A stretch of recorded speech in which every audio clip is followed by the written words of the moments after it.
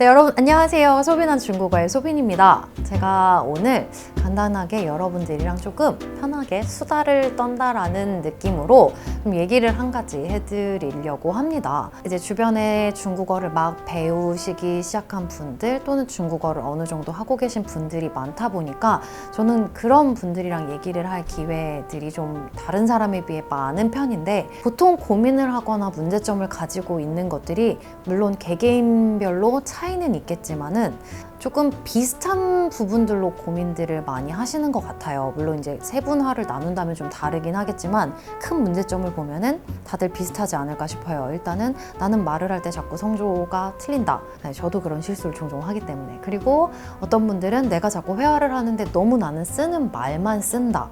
그리고 또 어떤 분들은 나는 회화책에서 이렇게 배웠는데 상대방이 회화책에 나오는 대답별로 대답을 해주지 않으면 나는 뭐라고 해야 좋을지 모르겠어. 나는 외국어에 능력이 없는 것 같아. 중국어는 나랑 안 맞는 것 같아. 라는 얘기를 많이 하시더라고요. 제가 재밌는 일화를 좀 하나 얘기를 해드릴까 합니다. 제가 중국에 있었는데, 이제 중국에 있을 때 제 친구가 중국으로 어학연수를 왔던 친구가 있어요. 짧게.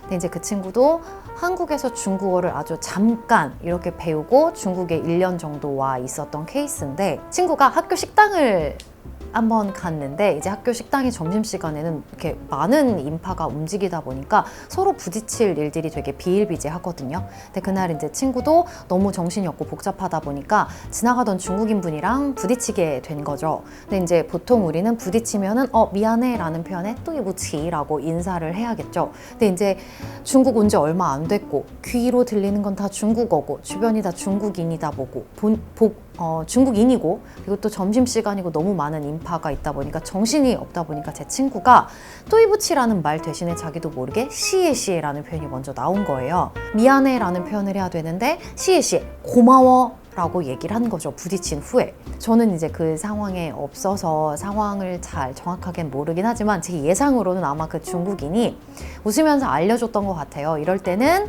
미안해 라고 하는 거야 라고 말을 해준 것 같아요. 제 친구 말을 들어보자면 막 아무 말도 안 들리다가 귀에 뚜이부치 하나만 정확하게 들렸다고 하더라고요. 근데 이제 회화를 어느 정도 공부하신 분들은 보통 회화책에 짝꿍이 바로 나오죠. 뚜이부치 하면은 그 B 대답에 해당되는 건 메이관시가 보통 많이 나오죠. 배운 게 그냥 바로 생각이 난 거죠. 제 친구는 뚜이부치가 들리자마자 뚜이부치의 짝꿍은 메이관시. 그래서 그 중국인 분한테 메이관시라고 대답을 하고 왔다. 자기는 오늘 회화를 했다. 이렇게 얘기를 하더라고요. 근데 여러분 이걸 한국어로 상황을 바꿔보면 부딪히고 고마워. 상대방이 이럴 때는 미안하다고 하는 거야. 괜찮아 하고 나는 오늘 회화를 했어. 신나서 친구가 돌아왔겠죠. 그래서 이런 일도 있었고, 또 다른 친구는 이제 이 친구도 중국어를 배운 지 얼마 안 됐는데 보통 택시를 딱 타면 기사님이 묻죠. 취날 너 어디 가니? 라고 하면 우린 보통 목적지를 얘기를 하겠죠. 나는 잠실 가, 나는 압구정 가 이렇게 얘기를 해야 되는데, 우리 또 회화책을 생각을 해보면 회화책에서 니 취날 이라는 질문을 하면 B 대답에 해당되는 거는 我回家가 보통 나오죠. 또는 我去学校 또는 我去上课 이런 표현들이 많이 나오죠. 근데 이제 주로 이르는 게 이 집으로 가다 후이자라는 표현을 많이 하다 보니까 이 친구도 택시기사님이 취날 어디 가니? 라는 질문을 듣자마자 그냥 자동적으로 자기도 모르게 후이지야 집에 가요 라고 대답을 한 거죠. 근데 이제 이 친구는 무슨 상황인지 모르고 택시기사님이 화를 냈다고 하는 거예요. 근데 잘 생각을 해보면 화를 내실만 했죠. 어디 가세요? 저 집에 가요. 하고 아무 말도 안 하면. 그래서 이런 일들을 제가 이렇게 들으면서 그때는 사실 별 생각이 없었거든요. 그냥 농담으로 친구한테 정말 제정신 아니다 너. 네가 잘못했네. 그냥 하고 이렇게 넘어갔던 것 같은데, 이제 제가 중국어를 가르치는 일을 하고 주변 분들이 그런 거에 대한 고민이나 고충을 듣다 보니까 그런 것들이 조금 문제가 될 수 있겠다라고 하면서 그 일화가 생각이 나더라고요. 보통 이제 회화 공부해야지 라고 하시는 분들은 이제 이렇게 잘 만들어진 회화책으로 공부를 많이 하시죠. 그럼 대부분 딱 너무 예쁘게 만들어진 답변이 있다 보니까, 물론 이 문장을 통으로 암기를 하는 것도 저는 너무 좋은 방법이라고 생각을 해요.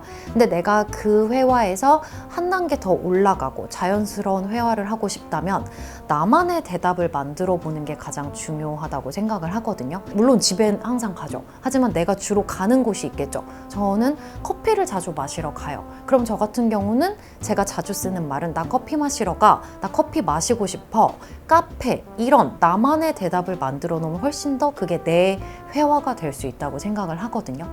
그래서 여러분들 역시 회화 연습을 하실 때 이 회화책에 나와 있는 기본 구문을 암기하는 거 정말 너무 좋은 방법이에요. 근데 여기서 조금 단어만 바꾸면 나만의 문장, 나만의 답변을 만들 수가 있거든요. 그리고 나만의 문장, 나만의 답변 만드는 연습을 하시다 보면 이게 또 HSK랑도 연결이 될 수가 있겠죠. 그럼 거기서 작문 같은 걸 할 때 나만의 문장을 쓸 수가 있고요. 그래서 제가 개인적으로 이렇게 하고 싶었던 얘기는 그거였어요. 회화 공부를 하시면서 물론 문장을 통으로 암기를 하고 문장 연습을 하는 것도 너무 좋지만 내가 여기서 한 단계 더 자연스러운 회화를 하고 싶다라고 하면 제 개인적으로 추천드리는 방법은 나만의 답변, 나만의 대답을 만들어 보는 것을 좀 추천을 드리고 싶습니다. 그리고 나만의 문장이 딱 생기면 내가 중국 친구라든지 외국인들을 만나서 중국어로 소통을 할 때도 정말 내 얘기, 내 대답을 하는데 훨씬 더 도움이 될 거라고 생각을 하거든요. 비즈니스, 업무용으로 중국어를 배우신 분들 역시 급하게 이렇게 교재로 외우다 보니까 그 이일적으로 만나신 분들한테도 대답을 내 얘기를 안 하고 그냥 책이 있는 대로 대답했어요. 뭐 내 취미는 아니지만 내 취미는 이거야. 나는 주말에 이걸 하진 않지만 나는 주말에 이걸 해. 라고 그냥 대충 얘기하고 왔어요. 라는 얘기도 제가 들어본 적이 있거든요. 근데 이왕 우리가 회화를 외국인이나 또는 중국인과 회화할 기회는 되게 중요하고 흔치 않은 기회잖아요. 그래서 그런 기회를 놓치지 마시고 나만의 얘기, 나만의 회화를 꼭 한번 해보실 일이 있었으면 좋겠습니다. 그래서 오늘 영상은요, 여러분들께 도움이 될지 안 될지 모르겠지만 제 개인적인 생각을 전한 영상입니다. 그래서 오늘 영상이 잘 들었어 라고 생각을 하신다면 구독과 좋아요 부탁드리겠습니다. 저는 지금까지 소비난 중국어의 소빈이었습니다. 우리 다음 시간에 또 만나요. 바이바이.